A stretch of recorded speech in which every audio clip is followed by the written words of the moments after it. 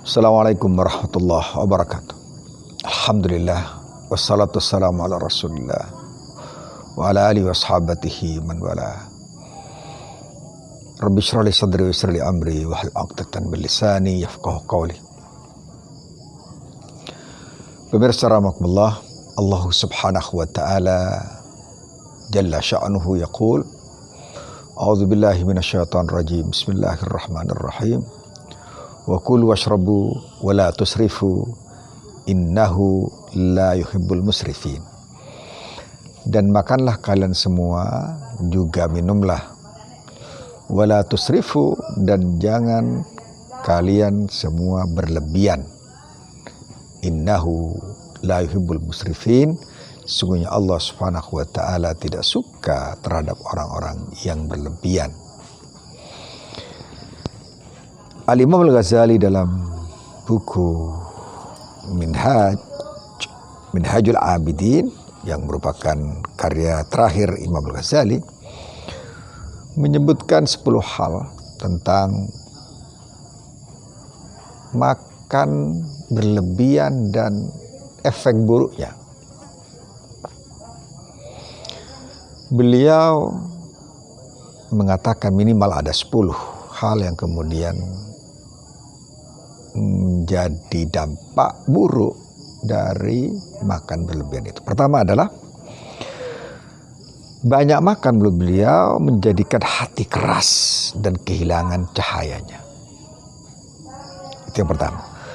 Kemudian yang kedua, makan yang terlalu banyak merangsang anggota tubuh lainnya cenderung pada perbuatan yang tidak baik.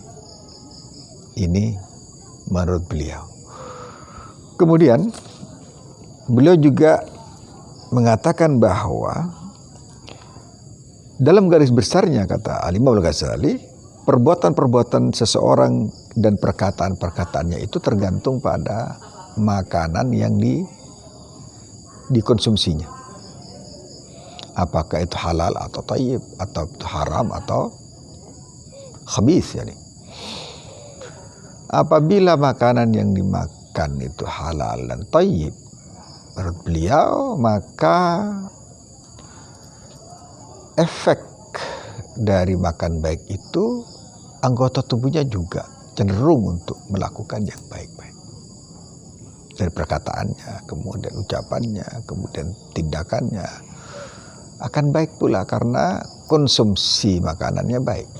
Sebaliknya, apabila makanan yang dikonsumsinya buruk, maka anggota tubuhnya juga mengikuti apa yang dikonsumsi oleh makan. Itu ibaratnya seakan-akan, kata beliau, makan itu adalah benih dari berbagai bentuk perbuatan, dan perbuatan itu adalah tumbuhan yang muncul darinya. Jadi benih makanan yang dimakan oleh kita, oleh seseorang misalnya, itu adalah benih.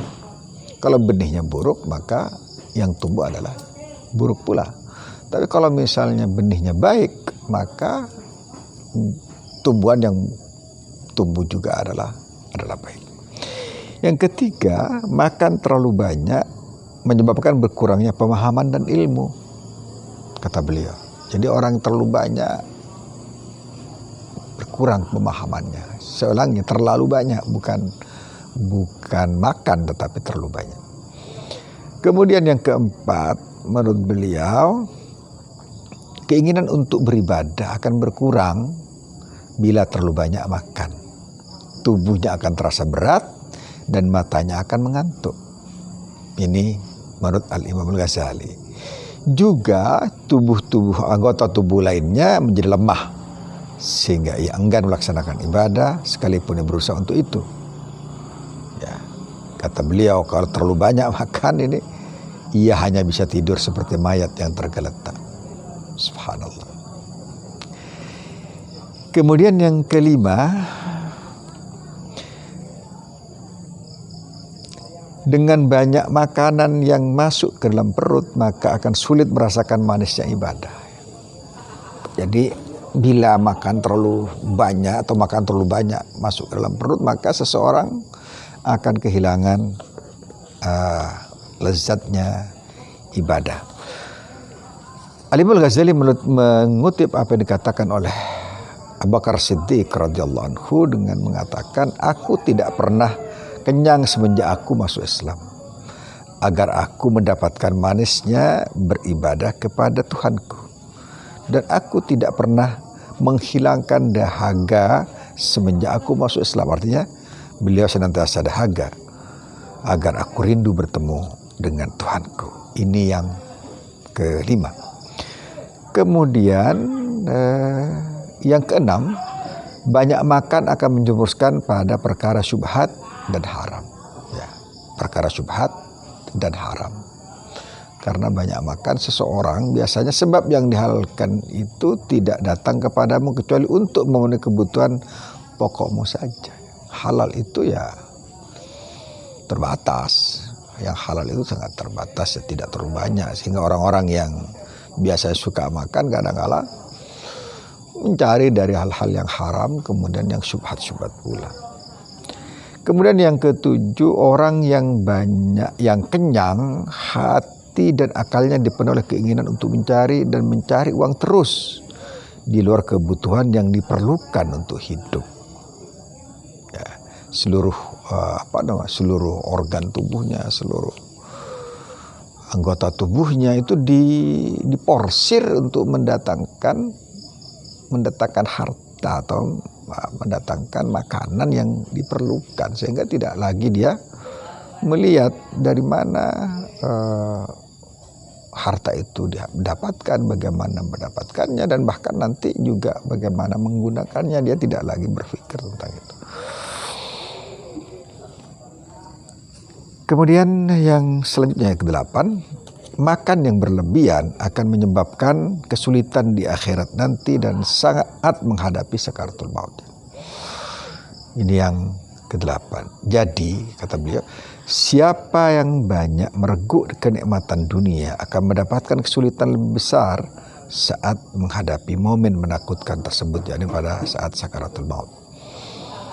Artinya semakin kita banyak berlebihan makan, maka berarti kesulitan kita untuk menghadapi sakaratul maut lebih potensial. Kesembilan, makan yang terlalu banyak akan mengurangi pahala di akhirat kelak, karena kita telah menghabiskan, istilahnya menghabiskan kenikmatan dunia dengan makan sebanyak-banyak, dengan minum sebanyak-banyak, menikmati sebanyak-banyak. Yang Allah sebutkan, adhabtum tayyibatikum fi hayatikum dunya wastamta'tum biha. Kau telah habiskan, kau telah kuras seluruh kebaikan-kebaikan kalian pada saat kalian hidup di dunia, dan kalian menikmatinya dengan senikmat-nikmatnya, bahkan sampai overdosis, sehingga kenikmatan yang seharusnya kau dapatkan di akhirat itu berarti kehilangan, tidak lagi didapatkan pada saat di akhirat. Yang ke-10, pemirsa rahimakumullah, adalah orang yang biasa makan berlebihan akan membawa merasakan kesulitan besar di akhirat juga, sebagaimana tadi disinggung. Yang ini adalah pada saat sakaratul maut, ya, dan mengurangi pahala, tentu saja mengurangi pahalanya. Yang ke-9, makan terlalu banyak akan mengurangi pahala di akhirat, dan terakhir adalah menyulitkan dia pada saat di akhirat. Karena kenapa? Karena ia akan dipermalukan, dihisab keras, dicela dan dicemooh akibat lebih memilih bersenang-senang di dunia. Allah kelak akan memperhitungkan dari mana ia mendapatkan yang halal dan nyiksanya karena makanan yang haram, yakni halalu hisab wa haramuhu azab. Begitu kira-kira, ya. Jadi ini 10 hal yang perlu kita perhatikan, perlu kita hindari, perlu kita resapi agar kita semua makan secukupnya. Makan dengan niat untuk menguatkan ibadah kita, makan untuk menjadikan kita lebih dekat kepada Allah, bukan untuk menikmati dunia sepuas-puasnya, menikmati dunia overdosis, sehingga pada saat kita di akhirat malah menjadi orang-orang merana tatkala kita menghadap Allah Subhanahu wa taala. Aku qouli hadza. Assalamualaikum warahmatullahi wabarakatuh.